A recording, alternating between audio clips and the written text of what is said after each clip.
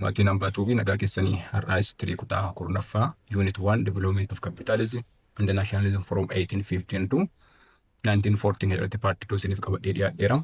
Yoo darbe paartii 1 irratti we have discussed about capitalism, the main feature of capitalism, as well as industrial revolution. The development of capitalism started in England and different factors for the development of capitalism, and we have discussed about the results of capitalism last period or last video.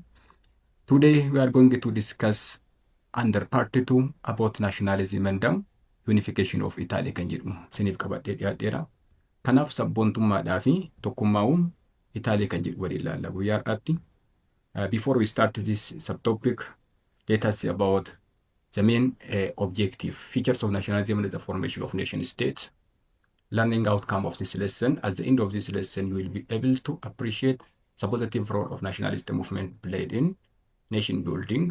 Kanaaf positive role of nationalist movement keessayyuu nationalism kun positive nationalism jira, negative nationalism jira.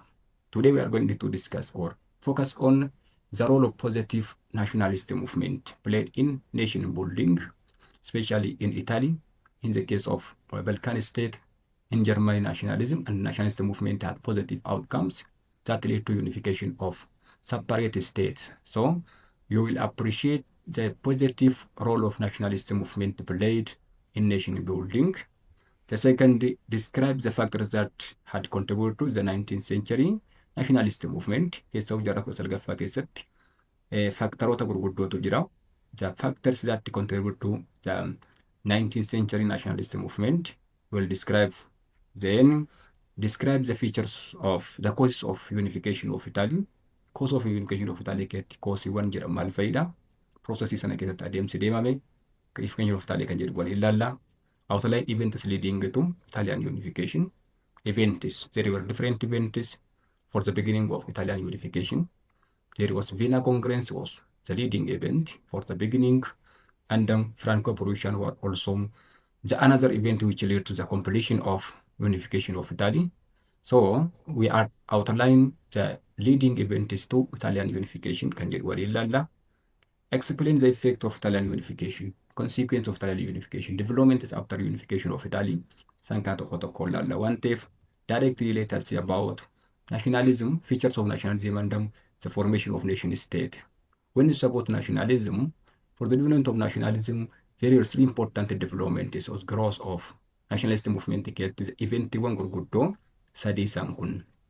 The first one, the Renaissance, Protestant Revolution, and the expansion of commerce due to the development of nationalism helped the growth of nationalism of sentiment. Keessaa yaadamu nationalism yookiin sabboontummaa kana kan fidan eventiiwwan gurguddoo jaarraa kudha salgaffaan duraati. Isaan kunis Renaissance. What does Renaissance mean? As you have learned at grade 9, Renaissance, when you say, especially the intellectual movement in Europe, especially from the 14th century up to the 17th century. Then Protestant Reformation, exactly which started in Germany around 1517, the separation of Catholic and the Protestant religion or churches from each other, Protestant Reformation, and the expansion of commerce or trade also, as well as colonies. These were developments before the 19th century that helped the growth of nationalist sentiment. Kanaaf yaadama nationalismii kana kan fidan sochiiwwan kana kan gaggeessan maal jechuudha? Sochiiwwan jaarraa kudha salgaffaan dura turan sadan kana. Renaissance, the Protestant Reformation, and the expansion of commerce that helped the growth of nationalist movement. How? What's the outcome of Renaissance? When we come to Renaissance, I mean, with this development of national language and its literature, helped to bring about national self-consciousness. This one is the result of Renaissance. Renaissance intellectual movement of from the 14th century up to the 17th century, especially which started in around Europe. Keessaayyuu naannaa waan garam Itaaliitti kan jalqabe irraa kaasee inni kun maal fide jechuudha? Waa lama qabatee dhufe. Consciousness yookiin immoo hawaasa kana kan dammaqsan. Isaan kunis namni akka beekuuf namni conscious akka ta'uuf keessaayyuu European nationalist consciousness of the European people. This also the outcome of national language. As known before Renaissance, Latin language was dominant language. It was a written language education or learning a language as well as even church language in Europe. But during the Renaissance, in the intellectuals during Renaissance, they began to use, say, especially vernacular language or national language. In Italy, Italian language, afaan Jarmaniitti fayyadamuu jalqabanii. Kanaaf inni kun uummanni Awurooppaanota keessa jiran kun akka of baraniif self consciousness akka dabaluudhaaf gahee guddaa taphateedha. The second one, Renaissance come up is literature. Literature when you say sirna barreeffamootaan yeroo Renaissance barreeffaman. Keessumaa Renaissance keessatti sirni barreeffamoonni garaagaraa sun maal fidu?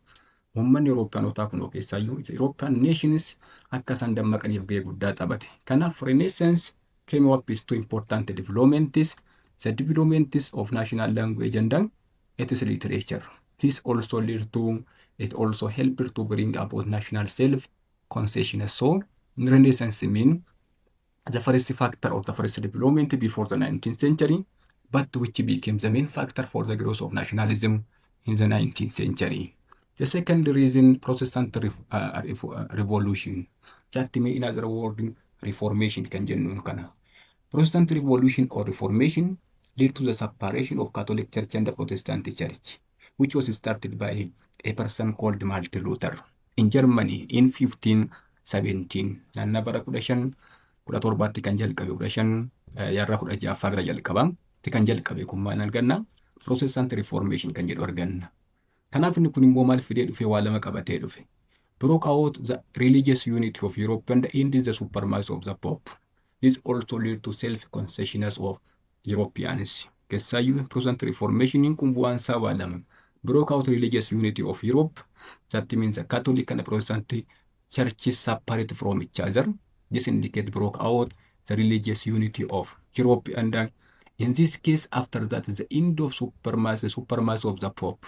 Keessattuu the Pope of Roman Catholic Church. Olaantummaan Poppii or Paaphaasota mana warraa sagadaa Kaatolikii maal ta'uu isaati? Gara dhumaatti dhufuu isaati. Waan ta'eef Protestant reformation similar to Renaissance, they also came up with two important events: the division of the religious unity, the church separate from each other. In this case, it ended the supremacy of the Roman Catholic Church or the Pope. This also Renaissance. The third reason, trade and colonies or commerce kan jennuun kana. The brought in Wales and that helped to build a strong state. Keessaayyuu trade and colony kun immoo maal fide? Qabeenya akka walitti qabuuf gahee guddaa taphate. Brought in Wales and helped to build a strong state. This one is the outcome of trade and colonies. So this one is about the developments or factors before the 19th century that helped the growth of nationalist sentiment in the 19th century. Ta'iiwwan kun ta'ii jaarraa 19ffaan duraati. Renaissance around the 15th, 16th, and the 17th century. Protestant Reformation around the 17th century. As we trained the colonies also before that period. But also led to help the growth of national self-consciousness, which led to the development of nationalism. Kanaaf ta'eewwan gurguddoon kun namni akka dammaquudhaaf akka baruuf kan inni gahee guddaa taphate waan ta'eef development gurguddoo isaan kana. Now let us see define nationalism. Sabboonummaan kun maalidha? Sabboonummaan nuti jennu kun maal of keessaa qaba? When it's about nationalism mean, it is a feeling of belongingness and loyalty that causes people to think of themselves as a nation. That nationalism mean it is what? Feeling of belonging and loyalty that causes people to think themselves as a nation. Karaatti namni yaadamu yookiin immoo feelingi namaati. Namni yaada namni qabu, feelingi namni qabu kuni namni ofii kootiyan saba jedhee kan ittiin of yaadu. That thinking people to think themselves as a nation. This also called nationalism. The second one, nationalism means it is a sense of belonging or feeling proud of your own country. Lammaffaan immoo sense of belonging yookiin immoo miira garee tokkotti madaquu yookiin immoo garee kana jedhanii of ramaduuti. Akkasumas immoo feeling of proud of your own country or your own nation. Karaatti kan immoo biyya keetiin yookiin immoo saba keetiin boonuudhaan kun waan ta'eef in other word it is also nationalism. Nationalism karaa gurguddoo baay'ee ni dandeenya. A feeling of belonging and loyalty that causes people to think themselves as a nation. The second, it is a sense of belonging or feeling proud of your own country. This means nationalism.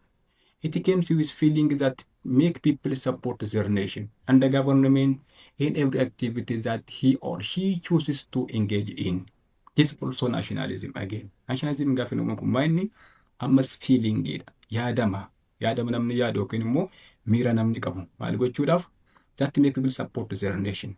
Kan namni ittiin saba isaanii deeggaran sabni koo kan ittiin deeggaran yoo barbaadan kan ittiin mootummaa isaanii deeggaran karaa akka barbaadan kallattii fedhaniin in every activity that he or she chooses to engage in. This one is nationalism. Nationalism karaa gurguddoo sadan kaanii kuu dandeenya waan ta'eef nationalism kana fakkaata. Nationalism duratti immoo Awurooppii keessa yaadama tokko jira.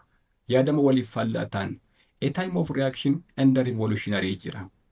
Time of reaction and revolutionary. Time of reaction mean it's the first few years after the Napoleonic era, when those in Europe in power went to return to the old orders known as what? Time of reaction jedhama kun. Time of reaction gaafa jennu erga Napoleon injifatameen waggaa muraasti jiran. Napoleon was defeated in 1815. 1815 taate 15 bara 1815 booddeetti waggoonni muraasni jedhan kun maal jedhamu? Time of reaction jedhama. A time of reaction jechuun immoo when those in power went to return to the old orders, that mean monarchy itti deebi'uudhaaf. As now a person called Napoleon Bonaparte of France, this person fought different wars to spread the French fruit of French revolutions like democracy, liberty and fraternity and equality. Isan kanaaf gahee guddaa nama kitaabate waan ta'eef Europe keessatti amma tokko yaadama democracy, liberalism, as well as fraternity and equality kun kan lafa qabate during the rule of Napoleon Bonaparte, especially starting from the French Revolution.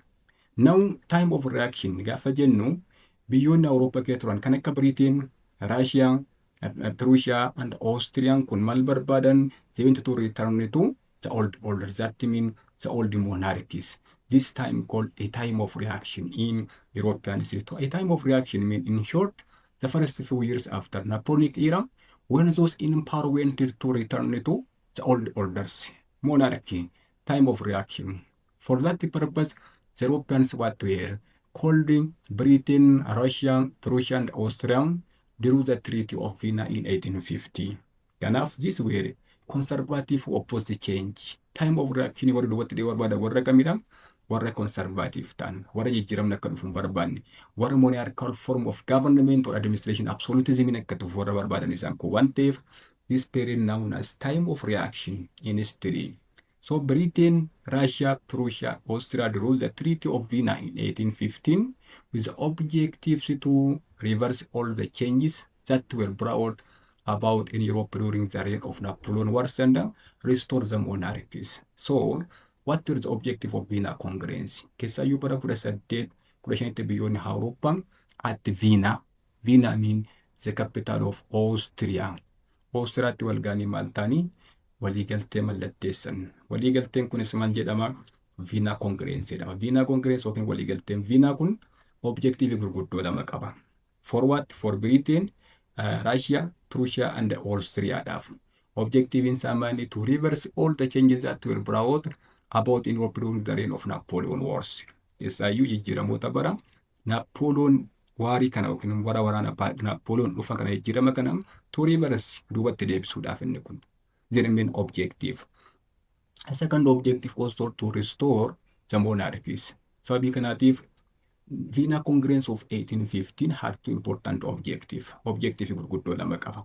Tokko to reverse all the changes that were brought about in Europe during the reign of Napoleon Wars, jijjiiramoota dhufan sana duubatti deebisuudhaaf. Kan biraa immoo to restore monarchy. Inni kun maal jedhama? A time of reaction jedhama. Time of reaction faallaa kana immoo maal arganna? Revolutionary dha. Revolutionary when you say those who oppose the idea of nationalism, who spread the idea of nationalism and oppose the conservatism.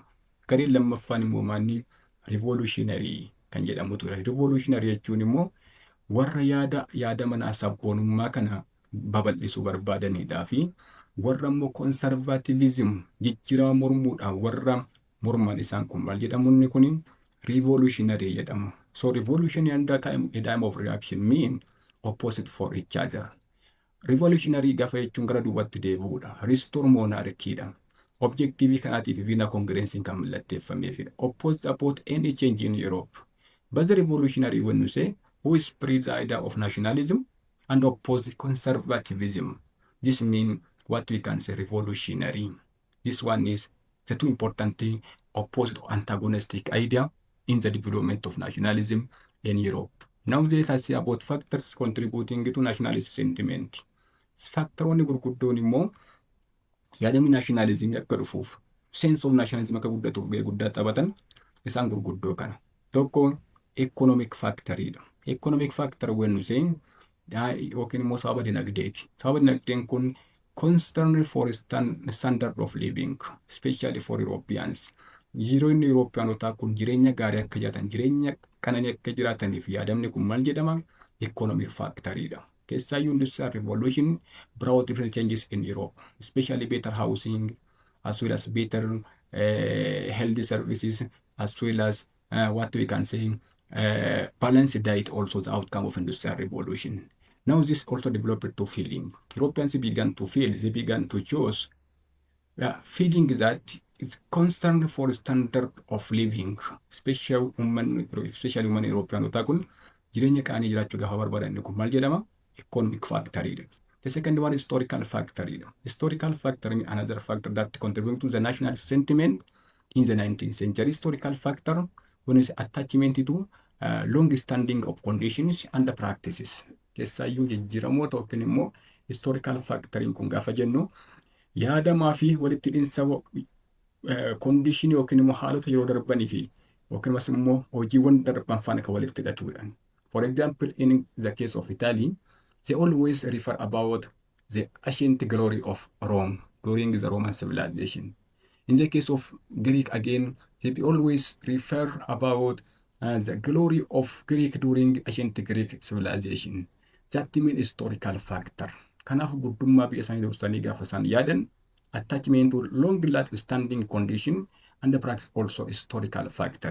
The third one, geographic factor. Geographic factor, affiliation with particular territories. Naannoo faana walitti hidhamisa isaan qaban. Uummata achi keessa jiran kan isaan barbaadan. Islaaf yoo ta'e islaafii kan barbaadan. Sarban hundi sabni isaanii iddoo jiran kan barbaadan kun maal jedhama? Geographic factor waan ta'eef social factor inni arfaffaan social factor when you say concern for group values, culture, custom, language and tradition dhaaf. Inni kan biraammoo social factoriin kun ilaalcha maaliif kennaa? Duudhaa hawaasaatiif. Concern for group value, culture, aadaa hawaasichi qabuudha, custom barsiifata hawaasni kun qabuudhaa fi language and tradition dhaaf iddoon qaban kun maal jedhama? The social factor in the development of nationalist sentiment. The last and the fifth, political factor. Political factor, desire for political power or autonomy. Inni kun immoo maalidhaa fi hangoo siyaasaa qabachuudhaa fi walabummaa biyya tokkootiif gaafa isaan yaadan qabsaan kun maal jedhama? Political factoryidha. Walumaa galatti there were different factors that contribute to the national sentiment in the 19th century. Economic factor, historical factor, geographic factor, social factor, and then political factor, common factors. This is all about nationalism.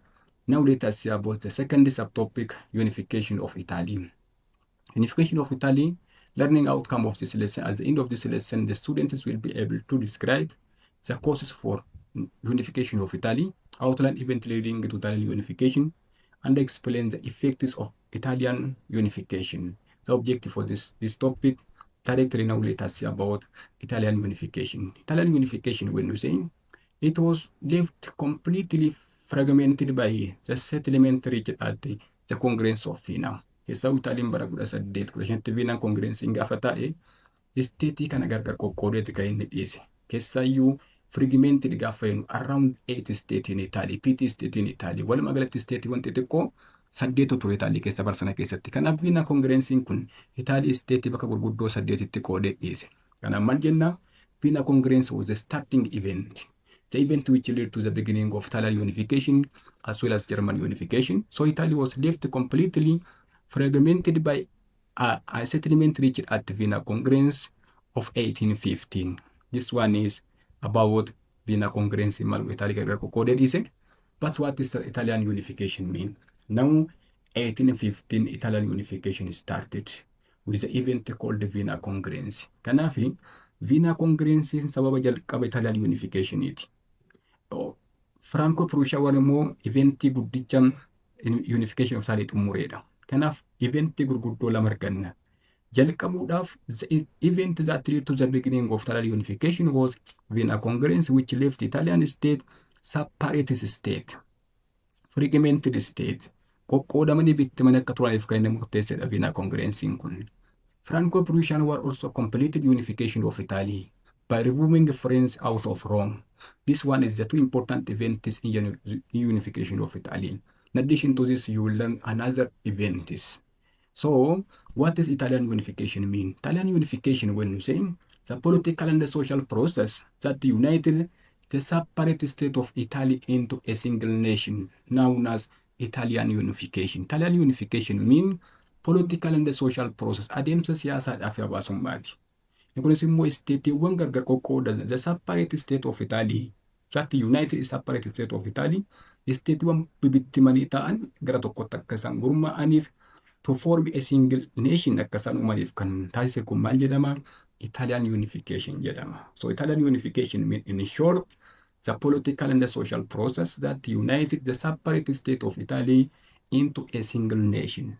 This is known as Italian unification. Italian unification was started in the 1815, completed around 1870. So for around 55 years, there was the process of unification of Italy. Keessa waggaa 55 Italian adeemsa tokkummaa gubbaa turte waan ta'eef inni kunis maal jedhama?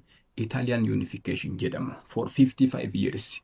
In this case, Italy also faced the process of Italian unification faced different obstacles. Gufuuwwan baay'ee isaan qunname waan ta'eef, so what were the obstacles to the unification of Italy? The first one, the Austrian occupation of Lombardy under Venetia. That means the Austrian occupation of Lombardy or Lombardy under Venice. Venice means the capital of Venetia. So Austria also occupied in Italy two important states. The first one, Lombardy. The second one, Venetia. As already mentioned, there were around 50 states. Italy was fragmented by the Vienna Congress. There were around 8 states in Italy. Well, Magleta Italy keessan stateewwan naannaa 8 turan isaan kun. Around 8 states in Italy. This state also called the first one, Piedmont, Sardinia. That means fragmented when you say around 8 states in Italy. This were Piedmont, Sardinia, around the northern central part of Italy, and around Italian peninsula we can also get the two important states, Sardinia and the Piedmont. Again, around the northern part of Italy, there were two important states under the occupation of Austria. This were Lombardy and Venetia. Again, in north central part of Italy, there were 3 important states. This also known as Tuscany, Parma, and Modena. Around the central part of Italy, the state of Papal State also under the Roman Catholic Church. And in southern part of Italy, there were 2 important states which called the Kingdom of Two Sicily or the Kingdom of Naples. These were Naples and Sicily, because of Italy also divided into 8 states before its unification. From this state, 2 states also became under the occupation of Austria. This also Lombardy and Venetia, or Lombardy and Venice. Venice means the capital of Venetia. Kanaaf isaan kun lamaan maal ta'anii Austrian qabachuun. So Austria also by using a position, she wanted to continue the status quo, her status quo in Germany. A revolution also controlled by Austria. Austria began to challenge, began to control, began to overcome any opposition or any movement in Italian unification. So Austria also one of the main factors in the unification of Italy, special obstacle in unification of Italy was Austria. Austria also controlled 2 important regions in Italy. This Lombardy and Venetia, the first factor. The second factor, Papal State. Papal State, when you say in central part of Italy, this means central part of Italy, we have also the state which is known as Papal State. And this is also very vast territory in Italy. The position of Papal State also hindered the unification of Italy. How? By cutting the north off from the south. Keessaayyuu isaan kun giddugaleessa Itaalii qabata waan ta'eef warreen kana walitti fiduun baay'ee rakkisaa ture. Kanaaf giddugaleessa Itaalii Papal State'n iddoo kanatti argama. Kanaaf iddoo kana kan bulchu the Papal State mean the state which ruled under the Roman Catholic Church. These two important states in northern part of Italy, this Lombardy and Venetia. Lombardy and Venetia were under the control of Austria at that time. This one is the challenge to Italian unification. Here, around this state, Kingdom of Sardinia, look is Sardinia, and another state which known as Piedmont. Around this area also formed independent state in Italy. So around this one south central, north central part of Italy, there were Modena, Parma, and Tuscany. These were state. Southern part of Italy, Naples and the Sicily came together and formed the Kingdom of Two Sicilies, or the Kingdom of Naples. This one is the division of Italy before 1817. So this indicates the map of Italy from 1858 up to 1870. Kanaaf challenging lammaffaan isaa Italy keessatti maal inni? The Papal State, the position of Papal State. Papal is the central part of Italy, cutting the north off from the south. So joining in northern, uniting northern and the south also difficult for the Italian nationalists because of the position of Papal State in central part of Italy. The third obstacle also France. France also occupied the central part of Italy, especially Rome after 1849. So Italy also often foreign powers, as for instance France in 1849 intervened to protect the papal independence. Kanaaf kan isheen dhufte maaliidhaaf itti Faransaay yookiin Fireensi maaliif dhufte Itaalii keessa olaantummaa yookiin walabummaa warra Catholic Church Papal State kanan tiksuudhaaf dhufte. Sababii kanaatiif bara 1849 kaasee loltoonni Faransaay Room keessa jiru. Rome this indicate territory annexed by Italy in 1817. Keessaayyuu naannoo kana kan turan kan jechuudha. Loltuun Itaalii Faransaay iddoo kana jiru bara 1849 kaasanii Room qabatanii gaafas ufa maal gochuudhaaf fi Papal State kana tiksuudhaaf. Keessaa revolution of 1848 led to the coming of French troops in Italy to station here. The coming of that troop win to protect the independence of the Papal State. This is also another challenge. So we can say three important challenges to Italian unification: Austrian occupation of Lombardy and Venetia, the Papal State, and the French also hindered the unification of Italy. Now we have also the fourth and the most important one, the existence of several independent states in Italy, which already mentioned. Kanaaf inni kan biraa immoo challenging guddaan kan Italy barsana keessatti the existence of several independent states in Italy. Another factor that hindered unification of Italy from 1858 up to 1870. This state, what already mentioned, the Kingdom of Sardinia, called the of Sardinia, which had slowly expanded since the Middle Age, and that was the most advanced state in Italy. What known as most advanced state in Italy, Piedmont Sardinia or Sardinia had king, especially under Victor Emmanuel II, King of Sardinia. It had a constitution as well as the parliament and the civil rights. Keessa stating kun only independent state in Italian unification. Stating kun stating Italy keessatti of dandeessee bulaa turteedha. Keessaayyuu kan akka Parma, Modena, Tuscany, Naples, and the Sicily were under indirect influence of Austria. Rome and the Venetia were under direct occupation of Austria. But Sardinia or Peru Sardinia also free from external or foreign controls. Because of this, it also advanced state, the most advanced state in Italy, because it had parliament, king, a constitution, and civil rights. This one is the first state. The two another state, small state, mean the Kingdom of Two Sicily in southern part of Italy. Kun isa targamu, southern Italy targaman. Kun southern part of Italy kan argamu. Two important states, the southern half of the peninsula and the island of Sicily isa targamu. Another state, Duchies of Tuscany or Toscana, Parma, and Modena were in north central part of Italy. These were all these other small states, all governed by a relative of Habsburg families that ruled Austria. So there was indirect influence of Italy. In each of these states, the monarch exercised absolute power of government. Absolute powers of government can cover one thief. stating kun wal sodaatu waan ta'eef keessaa Sardiiniyaadha kan Piedmont Sardiiniyaa kan isaan sodaatan waan ta'eef this means the fourth obstacle to unification of Italy mean the existence of several independent state. Keessaayyuu warreen kana bulchan faayidaa isaanii galakkisuu waan hin barbaanneef they want to continue, they want to preserve, they want to what own their formal advantage. So they began to challenge, they began to hinder unification of Italy. So unification of Italy get hinder yookiin obstacle gurguddoo afurtu jira jechuudha. Tokko Austria occupation of Rome and Venetia, the Papal State, the French as foreign power in Italy, and the existence of several independent states in Italy. This means the main challenge to Italian unification. In other words, we have also another state during Italian unification.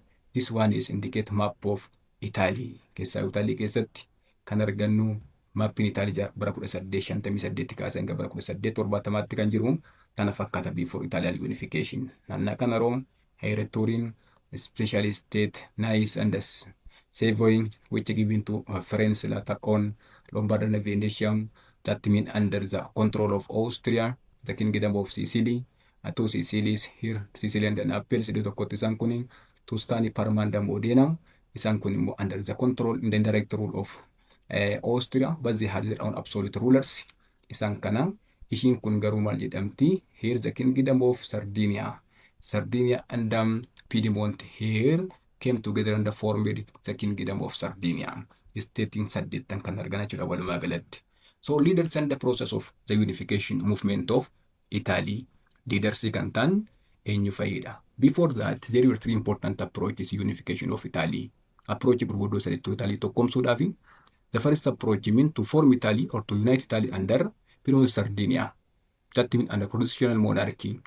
The second approach also to form what we can say government, especially according to Mazzini. Mazzini maal barbaadan mootummaa cimaa kan ta'e kan inni barbaada republic form of government barbaada.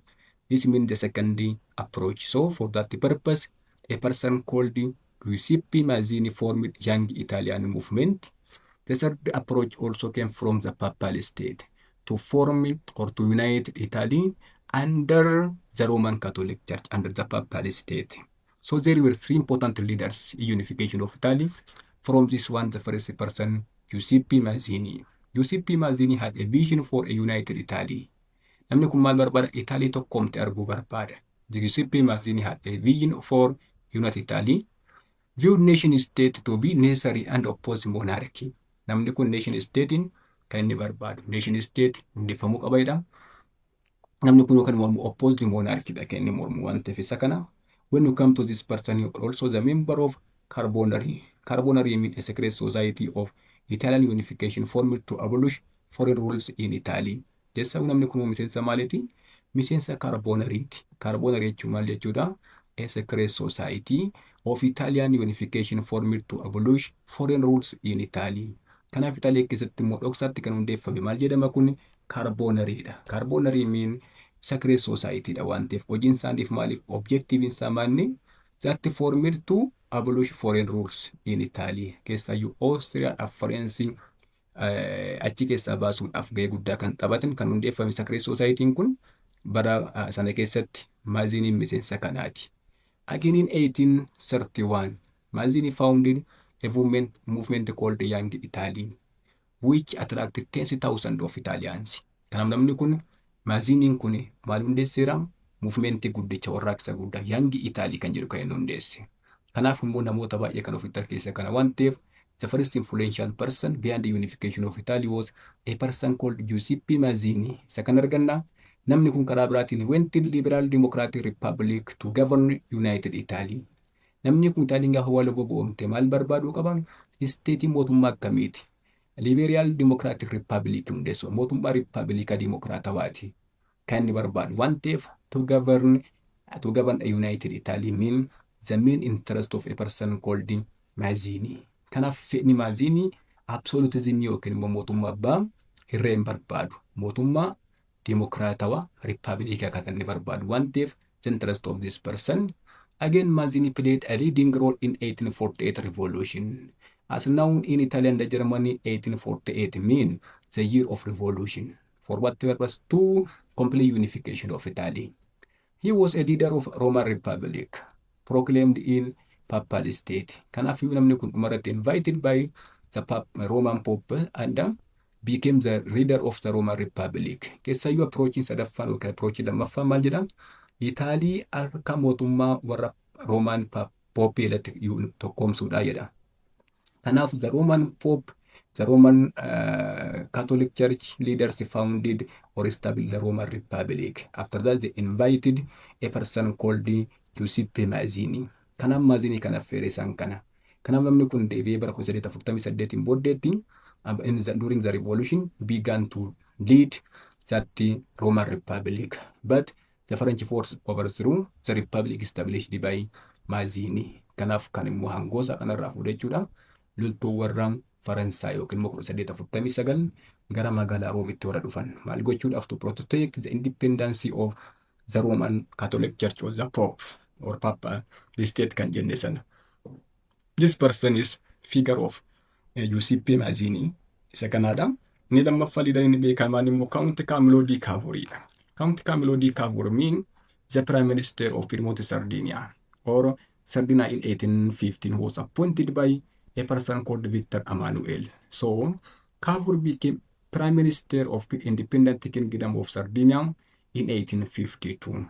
Kanaaf mootiin Sardinia or King of Sardinia mean Victor Emmanuel. Victor Emmanuel appointed this person as Prime Minister of Piedmont Sardinia or Sardinia in 1852. Kanaaf namni kun bara 1852tti Prime Ministerii yookiin muummicha ministeera Sardinia ta'e kan inni muudame waan ta'eef this person he was an aristocrat and a well-educated person. Kanaaf namni kun gosa warra abbaa lafaa keessaayyuu land owners keessa kan inni dhufe and a well-educated nama sirriitti barate waan ta'eef he took part in 1848 revolutions.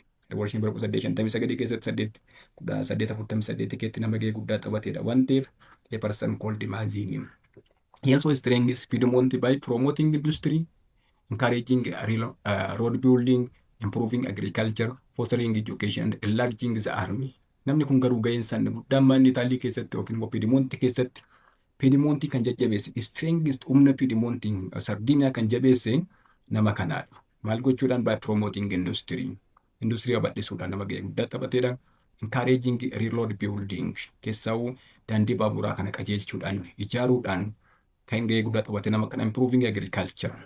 Qonna fooyyessuudhaan nama gahee guddaa taphate. Fostering education barnoota abadhisuudhaan nama gahee guddaa taphate. And enlarging the army of the Sardinia. Keessayyuu loltuun Sardinia kan akka inni guddatuuf gahee guddaa taphate nama kana waan ta'eef influential person in unification of Italy. He was the Prime Minister of Independent Kingdom of Sardinia after 1852. Cavour disliked absolutism similar to a person called Mazzini and favored British type of parliamentary government. Fe'ii namicha kana moomanni British form of parliamentary government. Inni dura Mazzini maal barbaada yenneedha? Liberal Democratic Republic barbaada. On the side of this, a person called Cavour also disliked absolutism and favored the British type of parliamentary government. Kanaaf mootummaa parliamentiidhaan bulu mootummaa akkasii barbaada waan ta'eef a person called Count Camillo di Cavour. So he tried to reduce the influence of Roman Catholic Church in the politics, especially he guaranteed Roman Catholic Church limited rights and also confiscated the property of the church. This person to reduce the influence of Roman Catholic Church in politics. Keessayyuu hanga yookiin immoo hirmaannaa mootummaa warra Kaatolikii Pope of Roman Catholic Church kan siyaasa keessatti ta'uudha. A person called Count Camillo di Cavour. Kanaaf namni kun maaliin beekama? Diplomatic skillidhaan beekama. Pon skill gaafa jennu keessayyuu in 1858 Cavour and Napoleon III. Cavour mean the Prime Minister of Sardinia. Napoleon mean King of France at that time. Napoleon sadaffaan kun immoo mootii Faransaay yeroo sanaati. They made a secret agreement. Lamaan isaanii walitti dhufanii dhoksaatti waliigaltee dhoksaa yookiin immoo waliigaltee icciitiidhaan mallatteessan jarreen kun. Waliigalteen kun maaluma of keessaa qaba. Tokko maal jedha? Napoleon agreed to send troops to drive Austria out of Lombardy and Venetia if Austria declared war on Sardinia jedha. Kanaaf maal jedha? Napoleon maaratti waliigale yoo Austriyaan lola irratti bante Sardiniyaa gargaaree Awustiriyaa keessa Lombardii fi Veneeshiyaa keessaa Awustiriyaan baasaa jedhama. Kanaaf agreementiin kun lama of keessaa qaba. One, Napoleon agreed to send the troops to drive the Austrians out of Lombardy and Venetia if Austria declared war on Sardinia. Yoo Austrian waraan Sardinia irratti bante, inni immoo loltuu isaa erguudhaan Austria Lombardy Venetia keessaa baasaa waliigalteen tokkoffaansa. Inni lammaffaan immoo Cavour promised to give regions of Nice and Savoy to France. Inni lammaffaan immoo maal jedha? Yoo ati na gargaartee Austria Lombardy Venetia keessaa baatee Venetia Lombardy harkaa Sardinia illee galte, ani immoo Itaalii keessaa lafa laman si naannoo laman si kenna region province laman kanan si kennaadha. Nice and Savoy to France keessaa iddoo ishiin argamtu lafti kun naannoo kanatti. Here around the location of this important regions. Savoy and Nice mean lafa daangaa Faransaayidhaa fi Itaalii gubbaa jirtudha. Kun eenyuuf kennama? According to the 1858 agreement, Faransaayif kennama yookiin immoo Frenchiif kennama. Maal yoo ta'e? Yoo France yookiin Napoleon Sardiin kuni Austriyaan gargaaruudhaan Sardiinaa gargaaruudhaan Lombardy Venetia keessaa Austriyaa yoo baasedha inni kun. This mean the third article of 1858 agreement. Kanaaf agreementiin 1958 waan lamarratti kan xiyyeeffatedha. Tokko, Napoleon loltuu isaa ergee Sardiinaa gargaaree Venetiaadhaaf Lombardy Sardiiniyaaf deebisuudha. Yoo kana immoo raawwate Cavour Prime Minister of Sardinia waadaa maal galeef Napoleonidhaa fi to give the regions of Nice and Savoy to France. This means agreement. So the combined Sardinia and French forces defeated Austria at the Battle of Magenta and Solferino in June 1859. Kanaaf akkuma jedhame gaafsanaan gaafa Austriyaadhaa fi Sardiinaa lola warratti banan Napoleon Sardiin kun loltuu isaa erge. Kanaaf the combined Sardinia and French forces defeated Austria at the Battle of Magenta, Battles of Magenta and Solferino in June 1859. Kanaaf waraanni isaan gidduutti gaggeeffame Battle of Magenta and Solferino kan jedhamu bara 1859 waan ta'eef so Sardinia go to Lombardy and Venetia from this war jedha kitaabni geessan. But not Venetia, Lombardy kan ishiin argatte. Venetian given to Austria, but Venetia was Lombardy given to Sardinia, but Venetia was still until 1866. It was under the occupation of Austria because a person called Napoleon. Kitaaba kun banjiru Napoleon kun immoo dhoksaatti deebi'ee Austria faana waliigaltee mallatteessa waliigaltee dhoksaa. Kunis maal jedhama? Unilateral agreement between Napoleon and Austria jedhama inni kun. That mean waliigaltee gamtokkee unilateral kan jennuun kana. Waliigaltee gamtokkee otoo Cavour hin beekin kan Napoleon Austria faana mallatteessedha. Waliigalteen kun maal jedha? Lombardy Sardiiniyaaf deebisiitii Venetia qabadhuudha waliigalteen kun. Garuu kitaabni kun Sardinia go to Lombardy and Venetia from this war jedha. But not. Venetia was under the occupation of Austria until 1866, until Austro-Prussian war. So this one is what we can say the war of 1858. So France was to keep Nice and Savoy. Akkuma waadaa galeef immoo namni kun maal godheera? Lafa jenne kana Nice and Savoy kana dabarsee Faransaayif kenne, Faransaayif ni kenname yookiin immoo Napoleon ni kenname waan ta'eef the agreement also now completed. But Parma, Modena, Tuscany drove out their pro-Austria rulers. And then by what we can say agreement, plebiscites they voted to be annexed to Austria. Filannoo ummataatiin murtee ummataatiin maal ta'e jechuudha. Parma, Modena, Tuscany kun itti dabarsamee kenname. Eenyu faana United ta'anii Sardiiniyaa faana dhufanii tokkoman at the same year 1859. Kanaaf one of the result of Battle of Solferino was the establishment of the International Red Cross Association by the Swiss humanitarian called Henry Dunant. Keessaayyuu Solferinoon bloody warriidha seenaa keessatti. Barsana keessatti until the outbreak of the First World War in history Solferino was bloody war, one of the bloody wars. Kanaaf barsana keessatti immoo international consequence of Solferino what mean the establishment of the International Red Cross Association by the Swiss humanitarian called Henry Dunant. Keessaayyuu dhaabbanni fannoo diimaa yookiin immoo dhaabbanni qaxxaamura diimaa kan hundaa'e bara 1859tti nama Henry Dunant jedhamuudhaan the Swiss humanitarian nama jedhamuun waan ta'eef international consequence of what we can say the Battle of Solferino which fought between Austria on one hand and the forces of Sardinia and France on the other hand. County Camillo Camillo di Cavour, the Prime Minister of Sardinia, this man, nama Canada. Another established state in Italian unification was Giuseppe Garibaldi. Giuseppe Garibaldi, also he was known as the father of red shirts or thousandis jedhamu. Loltuun nama kana maal jedhamu? Red shirts yookiin immoo thousandis jedhamu. Kitaaba kana gubbaatti sirnaan hin jiru.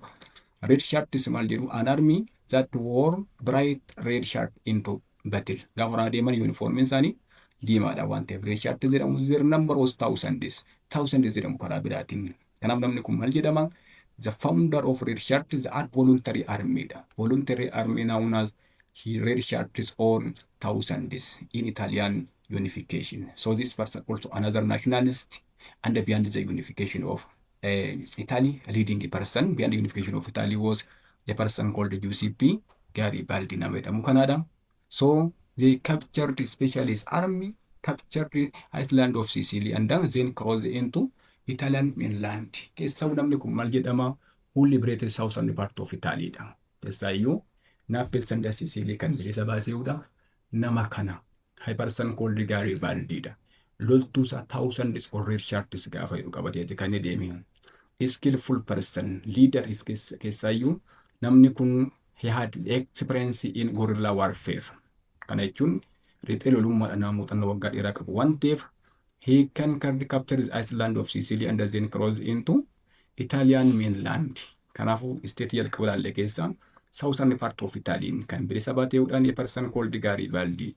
Since they can cover the southern areas and agreed to unite with Piedmont, Sardinia in the north. Keessaayyuu Piedmont, Sardinia keessa Naples, southern Italy gaafa southern area gaafa jennu state dura ilaalle kana lamaani. Look this state. Naples and Sicily, southern Italy keessa nama kana kan dhufee sirraan dhufee lafa kana kan qabate. Kanaaf ergasiin booddeetti utti kenne Sardiniyaatti kenne namni kun. Sardiniyaatti kenne jalatti kan galchee nama kana waan ta'eef this one is the most important one. Root of Garibaldi jedhama. Look, root of Garibaldi ka'umsi namicha kana iddoo kana. Asii ka'ee loltuu isaa red shirts or thousandisiin qabatee as dhufee Sicily dhufe. Achiin booddee loltoonni isaa kallattii sadan kanaan dhufanii bakka kanatti joodii erga godhaniin booddeetti dhufanii Napelsiin qabatan. Kanaan booddee this southern part of Italy was liberated by a person called Garibaldi. So this known as what? The root of Garibaldi in 1860. Kun 1860. Kanaaf isaan kun maal jedhaman? The role of this person, a person called Garibaldi, Italian Unification idhaan. He agreed to hand over power to Victor Emmanuel II of Sardinia. Dhumarratti namni kun walii galtee hangoo sanyuuf kenne jechuudha. Victor Emmanuelif kenne by his interest agreement idhaan. So southern Italy was liberated by whom?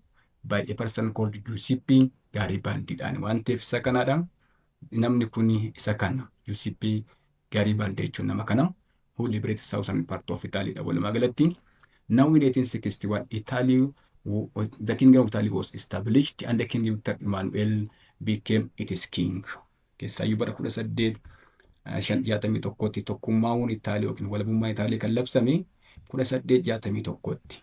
1861 mean Italy liberated, especially Turin magaalaan jedhamtu. Kitaaba kana gubbaan jiru Turin became what? The capital of Italy. Keessaayyuu waggaa sagaliif magaalaan Itaalii maal turte jechuudha? Magaalaa Turin jedhamtu. Turin when you say in northern part of Italy. Turin. Because of this, Turin became the capital of Italy when Italy proclaimed as independent kingdom of Italy was established in 1861 under a person called King Victor Emmanuel. He was a formal king of Sardinia. Kanaaf namni kun maal ta'e? Kanaaf barsana keessatti new kingdom include every part of Italy except what? Except Venetia and the Lombardy. Papal state. Venetia was under Austria akkuma dura jedhe. Bara 1859tti waraana sana keessatti yookiin immoo Battle of Magenta-Silverino when Austria was defeated, Italy got Lombardy. According to Venetia also is still under the occupation of Austria until 1866. Kanaaf gaafsan bara 1861 kingdom of Italy was established. Walabummaa Itaaliin kan labsatte bara 1861tti Turinitti. Turin jechuun immoo in northern part of Italy jechuudha. Kanaaf keessatti gara kaaba Italy keessatti waan ta'eef here this mean Turin of that mean the capital of Italy in 1861. Kanaaf bara 1861tti gaafa Itaalii walabummaa ishee labsattu magaalaan ishee Tuuriin iddoo kana waan ta'eef as gubbaa ta'anii naannoo kana hundumaa bulchu. Amma kana beekamiidhaan Papal Stateidha. Keessaa Room fi Venetia qofa tafe. So in 1861, all Italian states also united with what became Sardinia. In this case, 1860, the Kingdom of Italy was established and Victor Emmanuel, the second became its kingdom. New kingdom include every part of Italy except Venetia and the Papal State. Italy was not completed. Italy was completed when these two regions became part of Italy. Keessaa kunuunsa nationalist, Italian nationalists 1861 tokkummaan Itaalii labsameera garuu tokkummaan Itaalii hin xumuramnedhanii yaadu. Maaliidhaa fi naannoo lama tafe waan ta'eef. So to get these two important lands or territories, Italy also fought or Sardinia fought two important wars. The first one, the 7 Weeks War. The 7 Weeks War waraana torbaati. 7 Weeks War gaafa jennu 1866. This sometimes known as Austro-Prussian War jedhama kun. Austro-Prussian War when you say the war which fought Prussia, Prussia mean another war with Germany and Italy. Keessa iyyuu gaafa Sardinian Unification of Italy kana lead gootu at the same time Unification of Germany lead kan gootu immoo Prussiaadha. Kanaaf Prussiaadhaa fi Austrian gaafa wal dhaban, Prussiaadhaa fi Austrian gaafa wal dhaban, Sardinia yookiin immoo Italiin dhaqxeen eenyuun gargaarte? Prussia gargaarte. Then Austria was defeated and Italy got Venetia now. What is left to complete unification of Italy is still Papal State ammas. So 7 Weeks War was Austro-Prussian War also, the war fought between Austria and Prussia. You will learn in under next video in unification of Germany. Yeroo isaanii argattu. Kanaaf Austro-Prussian War in kun Italiin maal taateen injifatamte. Then Italy got Venetia. Austria was defeated, not Italy, and Italy got Venetia. Another battle also fought. This war also known as the Franco-Prussian War. This one is known as the last event in unification of Italy and Germany jedhama. Event in unification of Italy Germany keessatti kamidha? Franco-Prussian War. Franco-Prussian War means the war which fought between France and Prussia. Prussia means other word Germany in 1870. So all the French armies withdrew from Italy now. Ammas immoo qabsuna Italy yookiin immoo Sardinaan dhaqxee eenyuun gargaarteetti? Prussia gargaarteet France hin injifatan. Then Faransaay loltuu ishii Italy keessaa kaafatte Rome keessaa. Then Italians entered Rome and this finalized the unification of Italy in the same year. That means 1870. Rome proclaimed as the capital of Kingdom of Italy. Kanaaf amma magaalaan Italy ishii lammaffaa fi kamidha? Rome taat in the place of Turin jenne. Kanaaf bara 1870 tokkummaan Italy maal ta'eera? Completed. Where Italy got Rome, when Italy entered Rome. Then the Pope also lost the territory, Papal State. However, the Pope continued to govern a section of Rome. Kutaa magaalaa Rome keessaa known as Vatican City qofa bulchuu yookiin immoo isaan kana qofa kennameef. That means the center of the Roman Catholic Church or the Pope of Roman Catholic Church after Italian Unification. So Italian Unification completed by the event called Franco-Prussian War. Franco-Prussian War called the last event in unification of Italy and Germany. As now, unification of Italy and Germany started by the same event, the Vienna Congress, and ended with the same event, that in Franco-Prussian War. This about unification of Italy. Now let us see about problems of Italy. Italians also accomplished their unification. Political Italy united, but Italians also face different problems. Problems of Italy after political unification. These were regional division. One regional division, especially lack of stability, as few Italians were experiencing in self-government. Kanaaf naannootti qoqqoodamuun rakkoo Itaalii isa guddaadha. Italian keessatti after that, as you know, akka dura ibsine keetti Itaaliin bakka meeqatti qoodamaa turte? Bakka gurguddoo 8tti qoodamaa turte. Northern Italy, Roma de Venetia jira. Southern Italy keessatti immoo Naples and Sicily jira. Central Italy keessatti immoo Papal State jira. North Central keessatti immoo kan jiru Parma Modena Tuscany jira. This tradition continued after Italian unification. So division in regional division mean the problem of Italy, especially after political unification. This one because Italians had lack of stability as few Italians were experienced in self-government. The second one, tension between industrialized north and down, agrarian south because of economic difference between north and south. Ammas immoo Noordii fi Saawus gidduu maaltu jira? Rakkoo yookiin immoo garaagarummaa dinagdee jira. Warri Noordii industrialized nationidha. Warri Saawus immoo agreeriyaanidha. Saawus and part of Italy. Kanaaf jarreen kana gidduu tenshinii jira. Keessaa isaan kun maalidhaan land owners hin jiru waan ta'eef they feared about the development of industry. They could lose their advantage at that time. So tension between North and the South also another problem of Italy. The third one, hostility between the Roman Catholic Church and the government.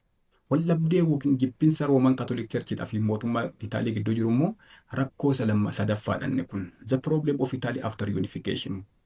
Especially the government guaranteed papacy the limited right and control over the church property. Keessaayyuu Victor Emmanuel after unification of Italy, he gave limited right for the Pope of Roman Catholic Church and confiscated the church properties. This means the source of hostility between the Roman Catholic Church and what we can say the Italian government after unification. Kanaaf waldhabdee kun lolli hamaan mana amantaa Kaatolikiidhaa fi mootummaa Italy gidduu ture maayirraayyuu because of these two important reasons why the government guarantees the papacy limited rights and control over the church properties. The main problem. The fourth and the last problem of Italy means the formation of secret society known as mafia. Mafia means a kind of state within state. State room to state get gaafa ijaaram. Gareen mafia state room keessa ta'anii warra biyya bulchan keessa ta'anii gareen mafia gareen saamichaaf yookiin immoo waan tokko faayidaa dhuunfaaf ijaaraman jedhamu isaan kuni mafia jedhamu. Another problem. That means the central government was powerless to control mafia group. This also the fourth and the last problem of Italian unification. So, regional division, tension between the industrialized north and the agrarian south, hostility between the Roman Catholic Church and the government, the formation of secret society known as mafia, were the problems of Italia after political unification after 1870. In addition to this, Italy has also achieved or deliberate development after unification. Italy more the symbol of Kumaushi and Bodete Budina Shinargate. Some people can have fun. A standard form of Italian language was introduced to help unify the people. That means afan Italy afan standard sai gaytae ujirra olmusati. Standard form of Italian language was introduced to help unify people. This means the first development after unification. The growth of industrialization and urbanization mainly in northern part of Italy. Kisa guddina industry fi guddina magaalotaa urbanization babal'ina magaalaawwaniiti. We're in northern part of Italy. The fourth one is the expansion of modern education. Inni kan biraan babal'achuu barnootaati. Barnoota ammayyaati. The last and the fifth, the fourth and the last mean the creation of strong national army. Keessaayyuu Italy yoo laaltan kan ishiin tokkomte bara 1870. Sanaan booddee mootummaa yookiin immoo loltuu biyyaalessaa cimaa hundeeffachuu jalqabde. By using that national army, even Italy tried to control what we can say a different part of Africa. Try to colonize it, even Ethiopia. Italy came to Ethiopia in 1896 to defeat the Battle of Adawa. But Italy also colony around the Libya and the Italian Somaliland as example. This means the development of Italy after the unification of Italy in 1871. Kisa Italy yoo daltani Libyan colony Italy turte, Italia Somaliland kan jennu part of Somalian colony Italy turte as the outbreak of the First World War. Italy mo waraana addunyaa tokkoffaa kaasuu gahee guddaa nama taphatteedha. That means because of the creation of a strong national army in Italy after Italian development. This is all about three parts. Part 2, next week, party series ni kaudel niadang. Next topic, S3 grade 10, unit 1, development of capitalism and nationalism from 1850 to 1914. Kan jiru party 3, unification of Germany. Kan jiru sinir kaudel niadang. Kanaaf party tun kana fakkaata. Warri maatii hambaatuu bitaatan video kana osoo tole share, like, comment gochuudhaan dhiirota keessa mirga gogee keessan taphadha. Warri immoo miseensa hambaatuu bintaaniin YouTube keenya subscribe gochuudhaan maatii taasisaniin jenna. Yeroo barnoota gaarii galatooma.